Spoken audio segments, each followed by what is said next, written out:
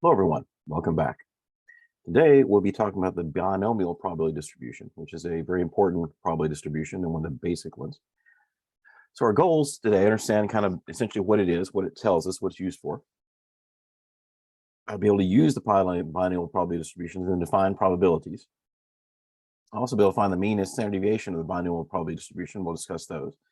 Then also, we'll use specifically Microsoft Excel to calculate binomial probabilities, because as we'll see, the formula can be a little tedious. And so it's better to use technology to do that as long as you understand how to use the technology correctly.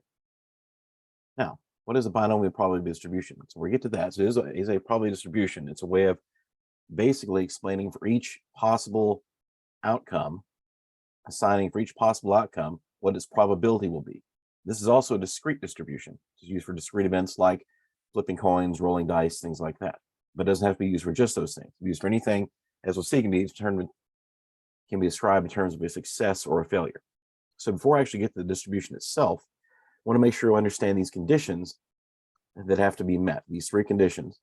And basically the reason for these conditions is because how the formula is set up. They need these things to be true. So each trial, and a trial is like an experiment, like flipping a coin, like rolling a die, like drawing a marble out of a jar or something like that, must be such the only two possible outcomes considered.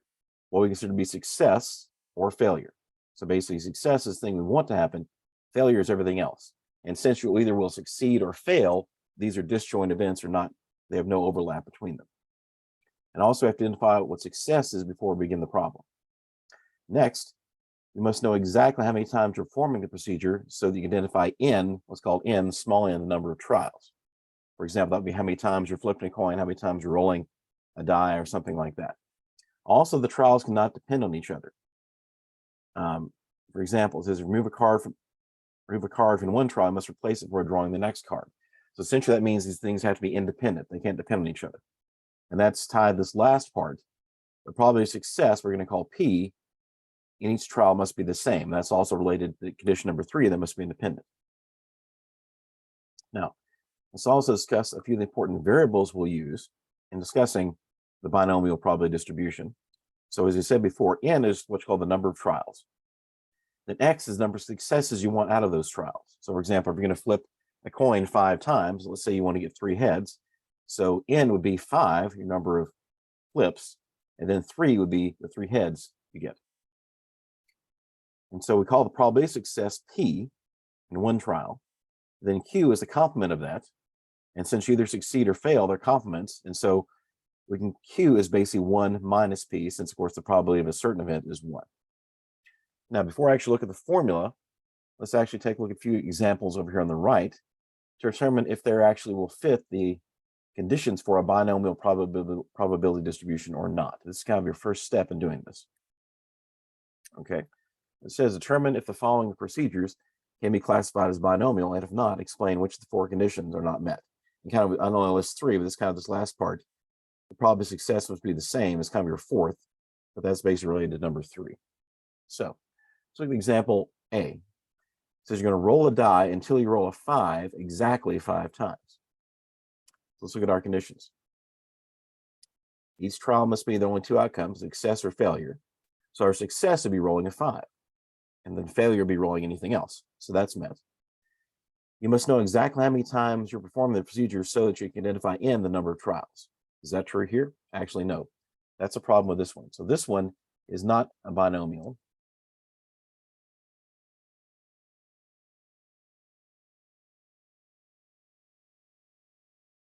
And because, once again, because it says we're going to roll a die until we roll 5 exactly 11 times. That's not the case. So it's not, the reason why it's not a fixed number of trials.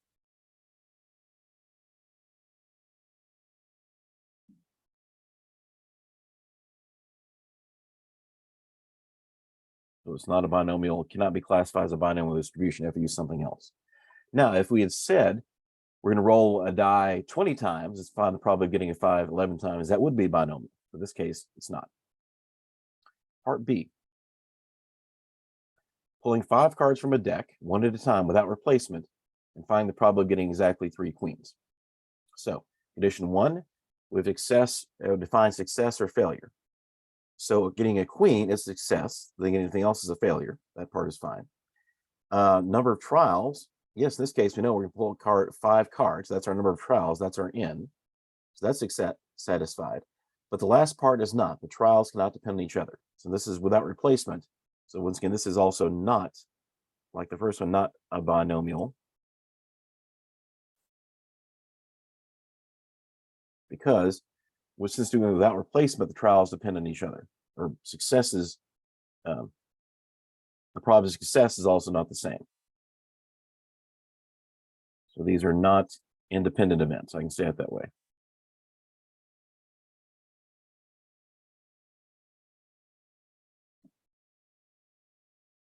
Because without replacement, recall means what that means is you're going to take a card out and leave it out. So in the second draw or draws in the future, without whatever card you pulled out there, you're reducing the number of possible cards. So that, of course, reduces the probability in each case. So this is also not binomial.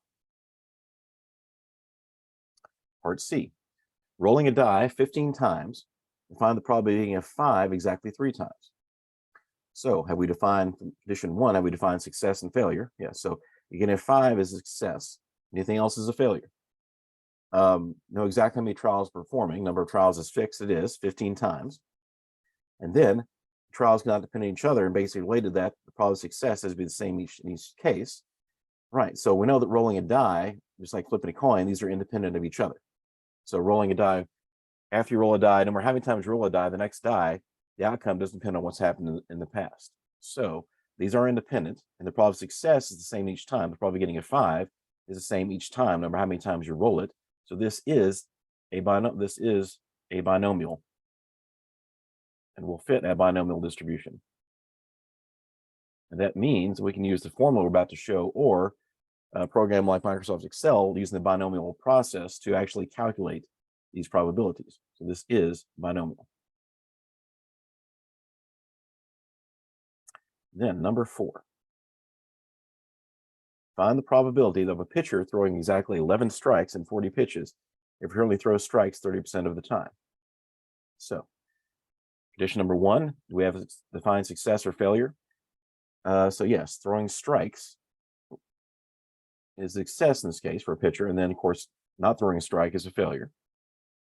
You know exactly how many trials you're going to be doing. So we talk about out of 40 pitches, right? So that is a fixed number of trials, and then the trials not depend on each other. And here we have to kind of make an assumption, and the probability of success is the same each time. Here I'm going to say this is a binomial if we assume that the probability of a strike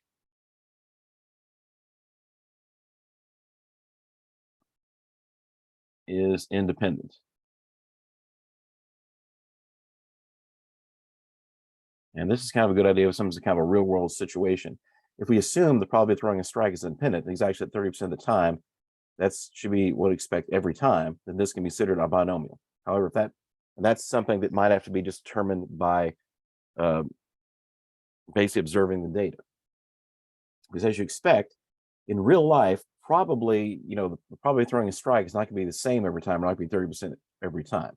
That would probably be maybe like a historical average, but it's not necessarily mean that's the probability you expect each time. But it might be close to that, and the binomial might be a good way to approximate the true probability. So this is kind of a real world example where sometimes you have to make assumptions to say, if you assume that we consider this 30%, if that's fairly close enough to make an approximation, then we can use a binomial distribution to calculate that probability. Now, let's take a look at some examples. Before we do that, we need to actually then discuss the formula. So as we said, let's repeat what our letters are. So we call n is the number of trials, and that is to be fixed.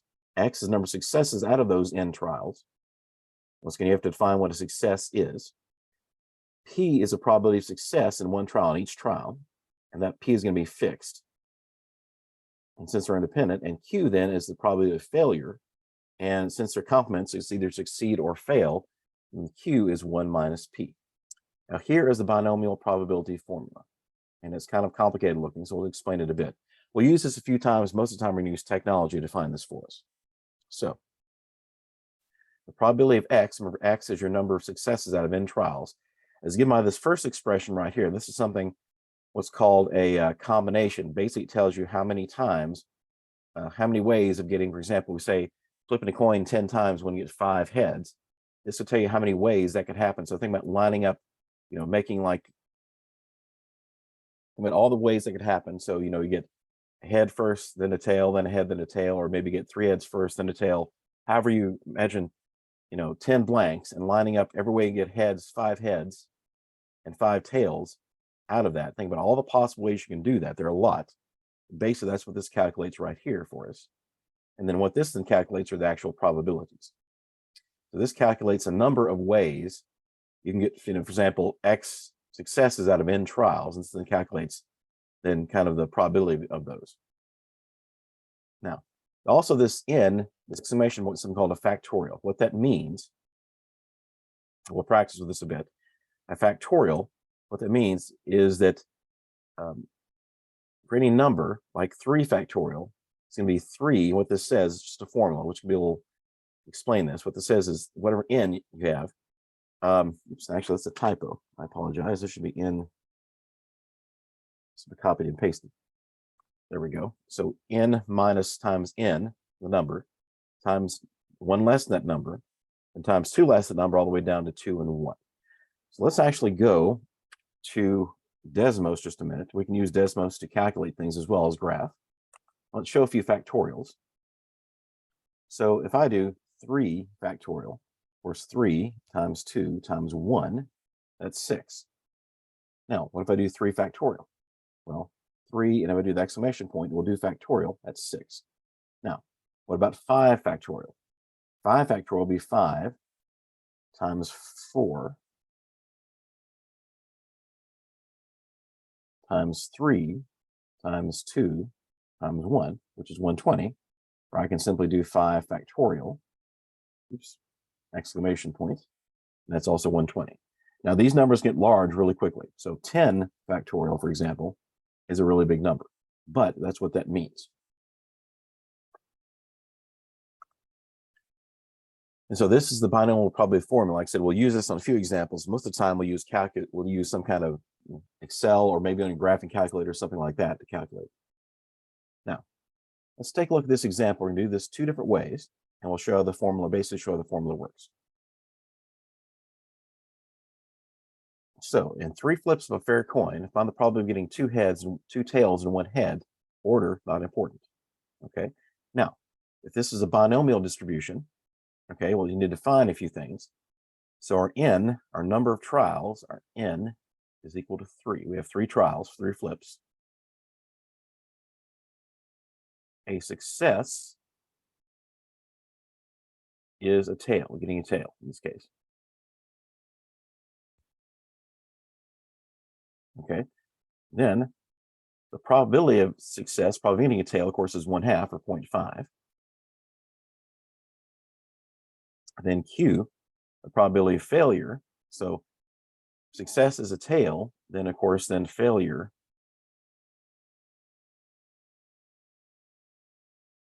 is a head in this case.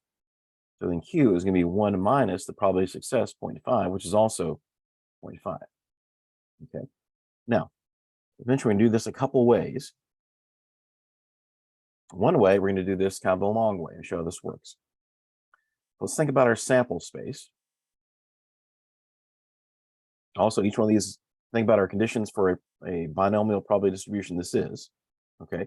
So you define success and failure. Tail is success, getting ahead is a failure. Know exactly how many trials we're performing, which is 3. The trials not dependent on each other. We know flipping a coin, they're independent of each other. And the probability of success is the same in each trial, which is 0.5 or 1/2. Now, so also should say, so this is a binomial distribution. Okay, it can be found using the binomial probability formula. Now, let's think about the sample space.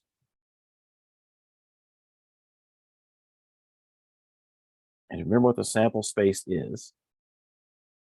The sample space is your set of possible outcomes. Let's think about that. So we're flipping 3 coins. Flip a coin, 3 flips of a fair coin. Okay. We're also we think of flipping 3 coins at the same time. So think about what could possibly happen. So we know you could get 3 heads. Here, this order I'm writing these down is not important.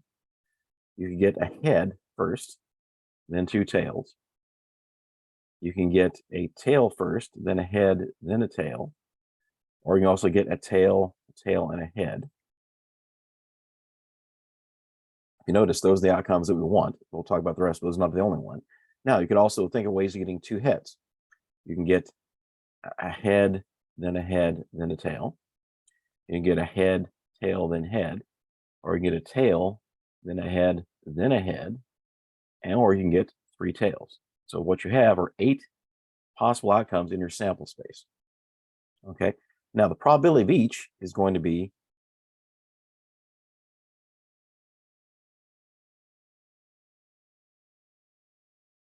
probability of each one is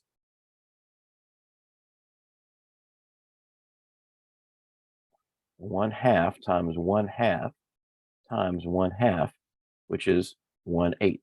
Explain that. Just think about this. H, heads, heads, and heads. The same as saying, what's the probability to get a head, then another head? The probability of each is 1/2. So if you remember the idea of compound events, you multiply those together. And since the probability of head and the tail is exactly the same, each of these will be 1/8. Now, if the probability was different, getting a head and a tail, if it wasn't a fair coin, those would be different. In this case, they're all probably each one of these possibilities is 1/8. Okay. So then the probability of 2 tails and 1 head, these are all independent of each other. They're also disjoint, or there's no overlap. So the probability of that is basically saying it's a probability of this one or this one or this one. I don't care which one I get. I just want 2 heads and 1 tail. The order is also not important. As long as you get 2 tails, I may have said that wrong before, 2 tails and 1 head. So the probability of that is going to be the probability of head, tail, tail, or, which or means plus the probability of tail, head, tail, plus the probability of tail, tail, head. And once again, there's no overlap in these. You don't have to worry about that. And that then, of course, is going to be, each one is 1/8. That's going to be 3/8. Okay. So that's a probability of it, finding the way, using the methods, the simpler probabilistic methods. Now, how can we find then using this formula? Well, let's do that. Let's plug in the formula. And then we'll compare, make sure we get the same thing. So the probability of getting 2 tails, 1 head, let's fill in what we have. So our n, that's our number of trials, which is 3. That's 3 factorial. Looks like a 2. And then n minus x. So x is 2. I don't know if you wrote that down before. So x is 2. Should write that down up here. Okay. Then x equals 2. So it's 3 minus 2 factorial over 2 factorial.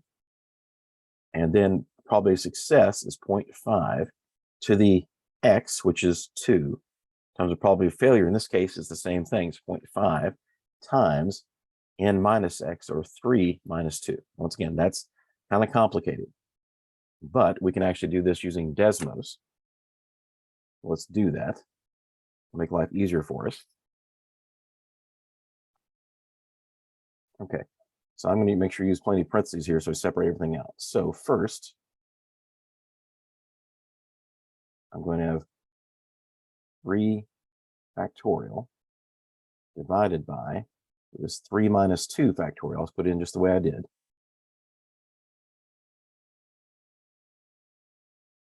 which is 1 factorial, which 1 factorial is just 1, then times 2 factorial, then 0.5 raised, I need parentheses here, 3 minus 2. So this one was just x, rather. This was just to 2. Then times 0.5 times, raised to the 3 minus 2. Now that's 0.375. We said a minute ago, the probability should be the same as 1/3/8. If we divide 3 by 8, that is 0.375, exactly the same, exactly as it should be. Okay, so the probability is 3/8 or 0.375.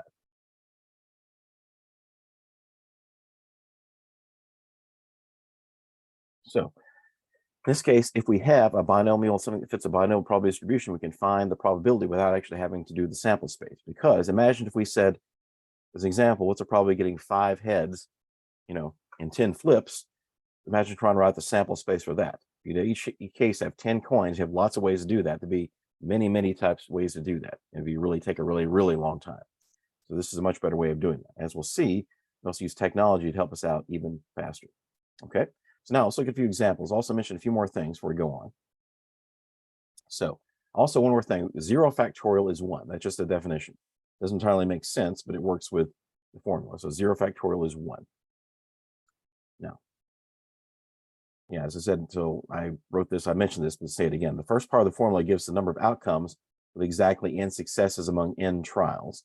The second part gives the probability of x successes among the n trials for any particular order. So this first part, this what I call the combination, gives the number of possible ways that can happen, and then this then gives a probability of each.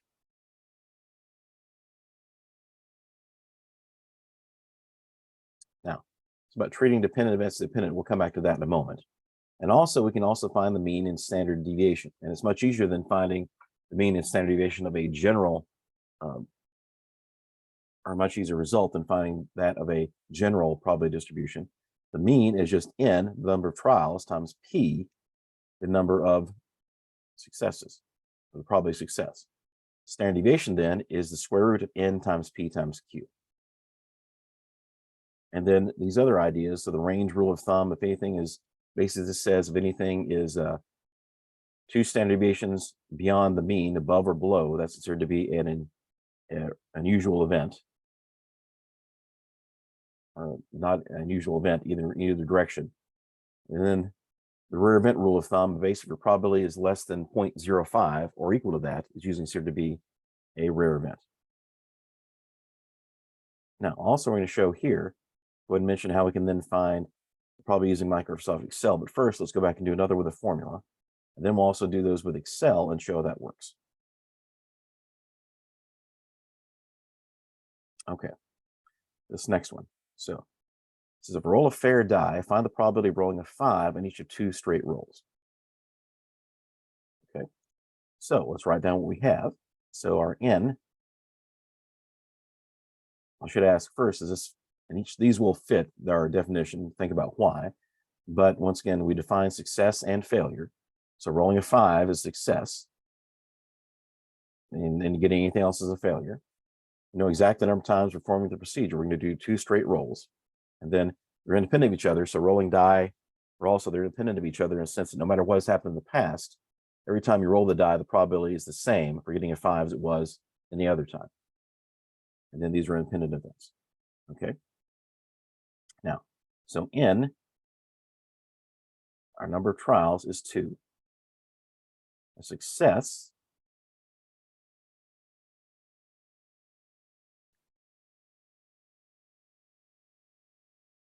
is a 5, and then a failure is anything else.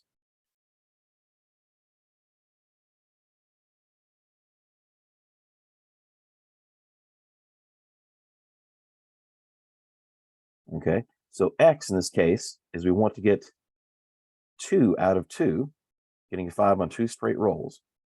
Our probability of success of getting 5 success, that's going to be 1 out of 6. But this time, our q is not going to be the same as here. Failure is anything else we get. The numbers 1, 2, 3, 4, and 6. So that's going to be 1 minus p, which is going to be 5, 6. Okay.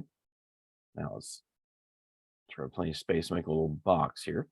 So then the probability of getting 2 5s on 2 rolls is going to be, let's go back to our formula. So n factorial, so that's going to be 2 factorial. N minus x, in this case, n and x are the same. That's going to be 2 minus 2 factorial, which will be 0 factorial, so it'll be 1. We'll demonstrate that in a moment. X factorial, which is 2. Once again, just plugging everything in. So p is going to be 1, 6. And that's going to be raised to the x, which is 2. And then q, which is 5 over 6. And that's going to be raised to the 2 minus 2, which would be 0. Okay. Now, let's go plug all this in to Desmos. We'll use it again. First off, we'll show, in fact, we'll just kind of use this. If we do 0 factorial, although it is strange, 0 factorial is 1. It's kind of a definition. Okay. So this is a similar way. So 2 factorial divided by, we had 2 minus 2 factorial, n minus x factorial. And once again, times 2 factorial. Then we had 1, 6. So 1 divided by 6. And that's a probability of success, then raised to the 2. Then times 5, 6 raised to the 2 minus 2, will just be 0. And what do we get?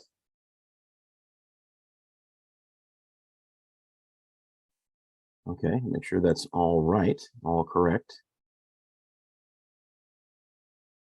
Okay. So it says the probability of that is actually pretty low. It's only about let's just round to 2 decimal places of 0.03%. A little surprising, but it's only about 3%. So the probability of that is approximately 0.03 or about 3%. So based on what we said before, then that would be an unusual event. Okay. As you expect, that might be fairly unusual to get 2 5s in a row, or if you roll 2 die twice to get a 5. Okay. Now,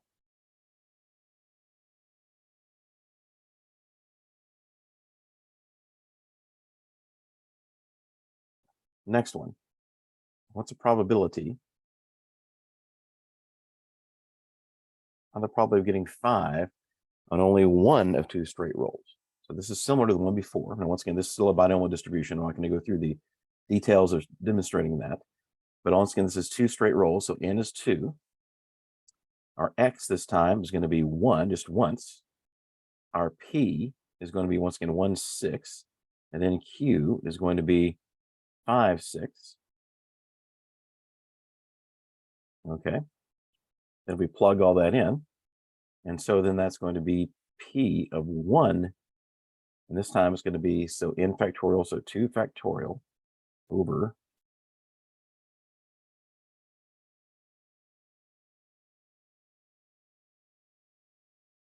n minus x factorial, so 2 minus 1 factorial, then times 1 factorial.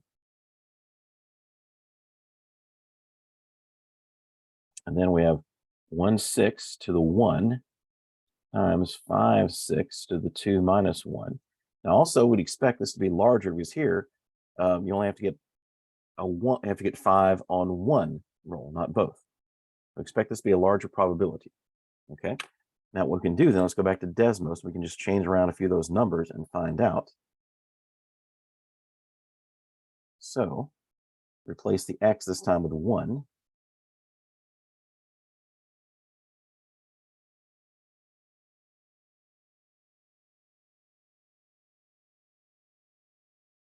Right. And that also makes sense. It's larger because in this case, I don't have to get them on both cases. I just have to get it on once. Okay. And that's about, so once again, two decimal places, about 28%, about 2.8. This is approximately 0.28 or about 28%. Now, let's take a look on Excel. We're going to start using Excel to understand how to do this, because that's going to be a better way to calculate this than doing it by hand, though it is good to be familiar with how to do it by hand, kind of understanding what the computer does for us. So we can calculate this on Excel. And there's a function called binom.distree, so binomial distribution, and it has these things here. And this is the way it states it if you look at Excel. So the first one, number S, is the number of successes you want. That's what you put in first, X. Okay. The second one, trials, the number of trials is your N. The next part is probability of success, P. And then the last part is something called cumulative. So this, we want to put false on this, but true gives us what's called a cumulative probability distribution of the probability that everything up to that point, that's different what we're doing. So we're just simply going to make that false. Okay. So on Excel, what this is going to be is we're going to write it like this. So this is going to be binomial dist. And so we have number of successes is 1. Number of trials is 2. The probability of success is, I'll just put it as 1/6. But you can approximate it there. And then once again, this is going to be false. Now we're going to go to Excel and find this and show this is the same thing. Okay. So we're going to go to Microsoft Excel.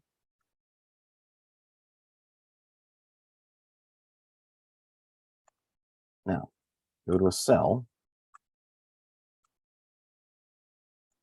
Sorry, I'm having a little trouble with Excel right now. There it goes. A little slow. Okay. Now, if I just start typing that in, it gives me that one. Yeah, right there at the top. And it shows, if I double click on it, it says exactly the same thing. So my number of successes, so I'll type it in here. Okay, it shows it again. So 1 success, 2 trials. Probability of success, I'm going to put it just, put in parentheses, 1 divided by 6. And then false, because I don't want the regular distribution. If I do that, I get exactly the same thing, about 0.28. And once again, that's a much faster way, but as long as you understand what it is you're plugging in. Okay, so this also is the same thing. So 0.28. Okay, let's look at another example. Find the probability of rolling a 2 on only 2 of 3 state rolls. This time, once again, it's still a binomial distribution in the same way. Let's think about what our everything is again. So our N is our number of trials. How many trials we have this time? It's different. 3 rolls.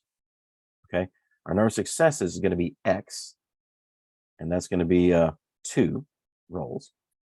Our probability of success, so in this case, we're using a 2 as our success, and everything else is a failure. So the probability of success is 1/6, and then Q, the probability of failure, then is going to be 5/6. Anything else is a failure. Okay. Once again, using Excel, let's do it on Excel. And once again, the format looks like this. So binom.dist.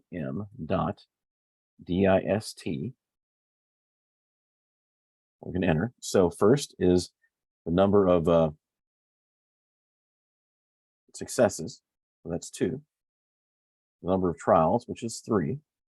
The probability of success, which is 1/6. And of course, you can also get approximate that, but I'll leave it exact. Then once going to put false, because we want it to be the regular distribution, not the cumulative distribution. Let's type this in.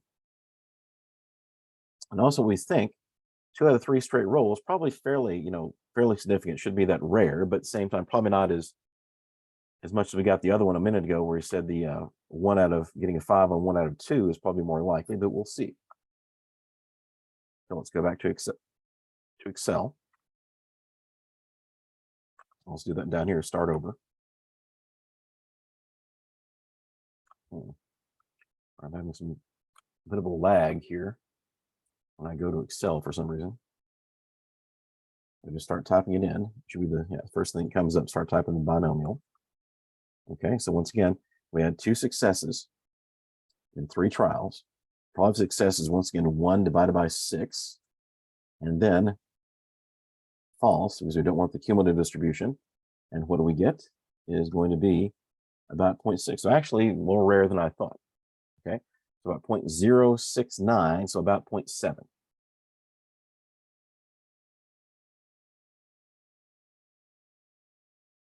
So about what did I say? So 0.0, now about 0.07. So by our understanding of rare events, that's not terribly rare, okay? Although it's close. So it's still reasonably rare, but it's not, in that classification, that's just a choice by saying 5% or less. That's fairly rare. Okay, let's do another one. All right, this is a bit different. Find the probability of get rolling a number greater than 2 and only 2 or 3 straight rolls. This time I'm probably going to explain this. So greater than 2, what is greater than 2? Make sure that we understand what that is. Greater than 2,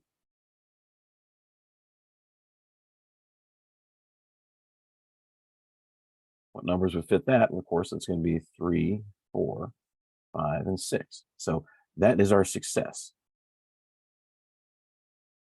Okay, those are successes. I don't care which one of those they get, but that's going to be success. We get a number greater than 2. Okay, let's think about everything else again. So our n, our number of trials, 3 straight rolls. So number of trials is going to be 3. Okay, now I get a number greater than 2 and only 2 of 3 straight rolls. So our x is going to be 2 out of the 3. We want that. But this time, unlike the last few, our probability of success and failure will be different. Okay, now the probability of getting each face of a die is, or each number of a die is 1 out of 6. And so the probability of getting either 3 or 4 or 5 or 6, that's 4 out of 6. Because I don't care which one, it's one of those, 4 out of 6, and we're also used to 2/3. Okay, so you use this 4 out of 6 by using this 2/3. Then Q, of course, is then the probability of failure getting either a 1 or a 2. That's going to be 2/6, which is going to be 1/3. Remember, this is Q is 1 minus P and P is 1 minus Q. Now, once again, on Excel, so binomial.dist. All right, so first is X, our number of successes out of n trials is 2. N is 3. The probability of success, which time is 2/3, instead of 1/6, so 2/3. Expect this to be higher, because it's a lower probability. And then once again, false. Let's type that in. It's going to be a bit of a lag here.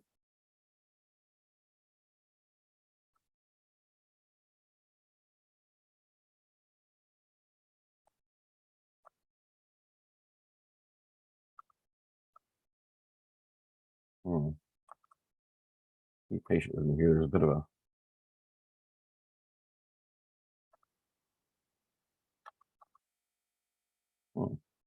oops. Sorry about that. I think I just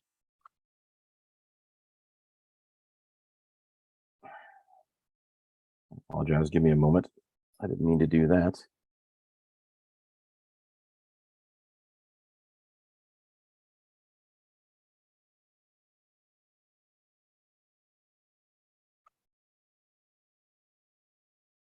Let's just be patient here.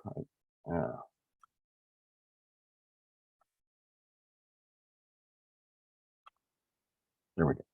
Okay, let's go back to Excel. So there's a bit of a lag for some reason with Excel. I don't know why. Okay, so this one, once again, binomial, binom.dist. All right, number of successes, we went 2 successes out of 3 trials. This time our probability of success was 2/3. And then the last part is false. Okay, and that is about 44%. Compared to the last one, that's quite a bit more because our probability of success is a lot more, about 44%, so 0.44. Okay, now a few more ideas, and then we'll wrap up. So let's go back to something I skipped over a moment ago, which was this idea of treating dependent events as independent. Let's read this. It says, when choosing a sample, often in the case of a survey, we usually want to sample without replacements. That means that basically we don't want to pick the same people. Doing think like a political poll where they poll, maybe 500 people out of a population. You usually don't want to poll the same people twice. So usually if you do it randomly, the chances of that are pretty small. But that's technically then without replacement, since we're not really putting those people back in. We don't really want to pick the same people again. But sampling without replacement implies events are dependent, which violates one of the rules of binomial distribution. Okay, the events are, or we don't have independent events, we don't have a binomial distribution. However, we can usually treat events as independent if the sample size is no more than 5% of the total population. What this tells us is that a lot of times, sometimes in real life, you can get away with something being a good enough approximation if the effects of breaking the rules is small in a sense. So although binomial distribution, we actually need independent events, if the effect or if the difference between independent and dependent events is really tiny, then we can do that, okay? So let's take a look at this next example to see. All right, so let's look at this following example. It says a random sample of 50 students in a local community college is selected without replacement to answer the question, should we have a Starbucks on campus? Based on your research from other colleges and universities, about 65% are expected to answer yes. Okay. According to Wikipedia, this is for Volunteer State Community College. Okay. And a recent Wikipedia says this is about 8,900 students. Can I estimate the probability that the 35 out of the 50 students answering yes using a binomial probability distribution? Okay. So the question is, so success in this case would be students saying yes. About 65% or that's a known probability. Okay. Number of trials will be 50. Okay. And so we can determine how many of those would be successful to be 50 or be 65% out of 50. Okay. Now, once again, these are technically not independent.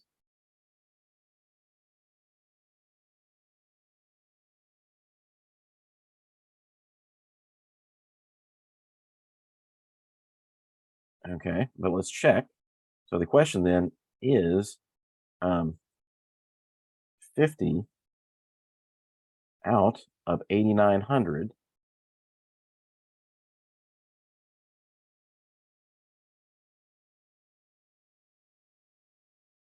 less than 5%.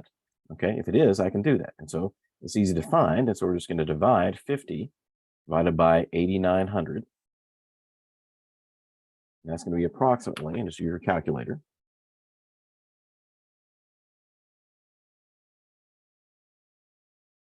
And right, in fact, that's about 0.006.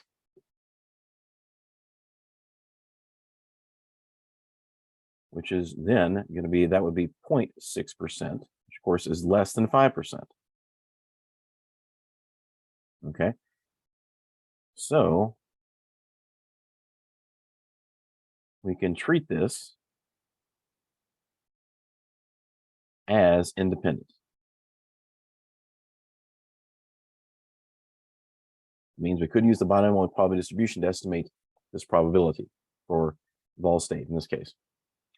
So we can treat it as independent. And basically what that means, the reason we can do that, then less than 5%, then the probability difference between something being independent and dependent is small. So think about, once again, drawing cards from a deck with or without replacement.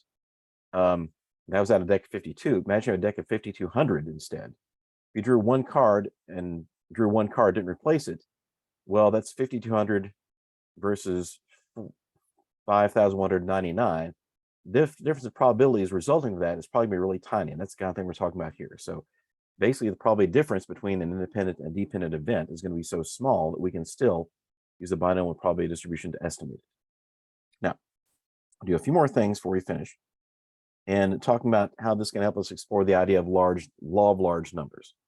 Recall the law of large numbers said the more often you repeat an event, like flipping a coin, rolling dice, or drawing cards from a deck, more often you do that, closer and closer you get to the actual probability. The closer the ratio of success to failure gets to the actual probability of success or failure. So we're going to actually test that using Microsoft Excel. In fact, what I think I'm going to do is actually, if I can't just minimize this to bring it over here, yeah, it will be much better. So let's actually look at I'm going to start a new sheet. Okay, so first, find the probability of getting exactly 6 heads and 10 flips of a fair coin. Flipping a coin 10 times, getting 6 heads wouldn't be that surprising. Okay, you'd expect that to be being a fair coin. Okay, so we're going to do this in Excel. So this, once again, is going to be, so our n is 10, x is 6, and then P, in this case, P equals Q, which is 0.5. Okay, so if I do this in Excel, what's going to do binomial.dist, and that's going to be 6 successes and 10 trials, so probably a 0.5. I'm just going to make that false. If I do that, enter that right here.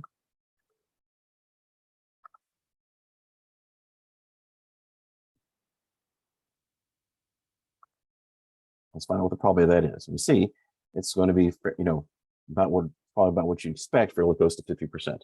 Not quite, but fairly close. And so that's going to be, once again, 6 successes and 10 trials, with a probability of 0.5, and then false. Okay, well, not as much as I thought, about 20%.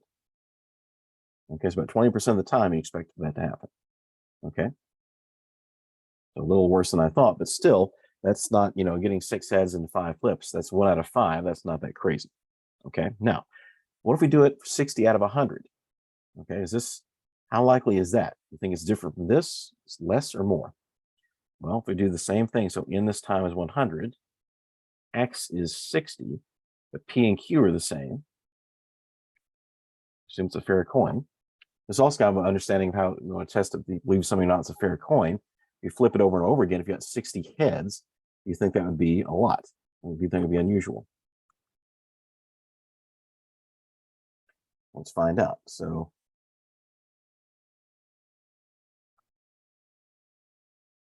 then we're going to have 60 out of 100, and then 0.5 probability, and once again false. So, well, that's quite a bit different. So this was about 20%. Now this, and I forgot to write it down,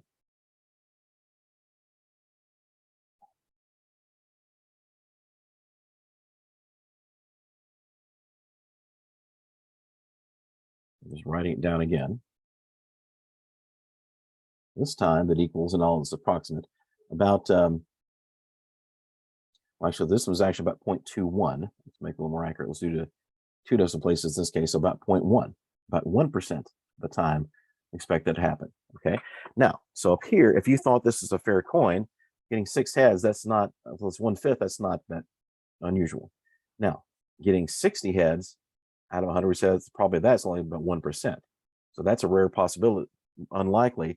It's pretty unlikely that would happen, 1 chance out of 100. And so you might start to suspect, well, maybe that's not a fair coin. Do this one more time. This time 600 out of 1,000. I think you get the idea what's going to happen. This is going to be quite a bit smaller still. And so this is going to be n is going to be 1,000. X equals 60 or 600. And everything else is the same. P and Q are still 0.5. And so if we type this into Excel, so 600 out of 1,000, so 0.5 and then false.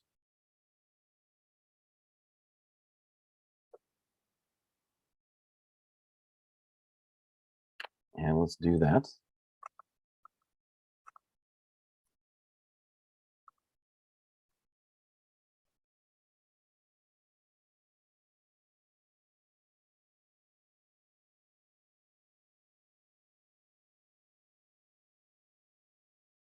So bear with me, I'm having strange things going on with, I don't know what that is, with this. Let's do, so 600 out of 1,000. Guys, this should be really small. 0.5 and then false. Yeah. So what does that mean? Well, that's scientific notation. 4.63 times e to the negative 11.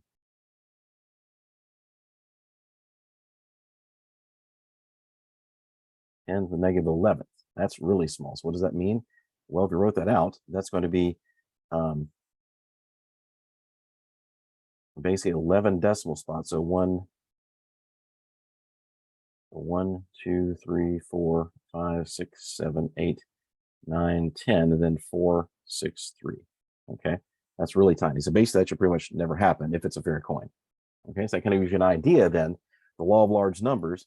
So what this tells us is that instead, the law of large numbers says that we should get closer and closer to the actual probability the more often we do something. So if we have a fair coin, which the probability of getting heads or tails is 50%, we should expect about 5 out of 10, right about 50 out of 100, or about 500 out of 1,000. So as you see here, this is really far off. That suggests what that tells us? Probably not a fair coin.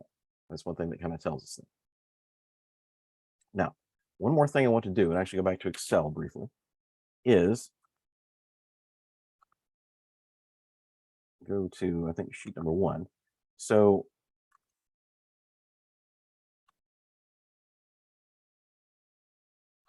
yeah, on sheet number 1, what I did here is, let's imagine this idea of flipping a coin 10 times and get either, since it's probably the same, getting like number of heads we get out of each of those 10 times, or number of tails. Let's say the number of heads. Okay, if I flip a coin 10 times, it could get no heads, 1 head, 2 head, all the way up to all heads 10 times.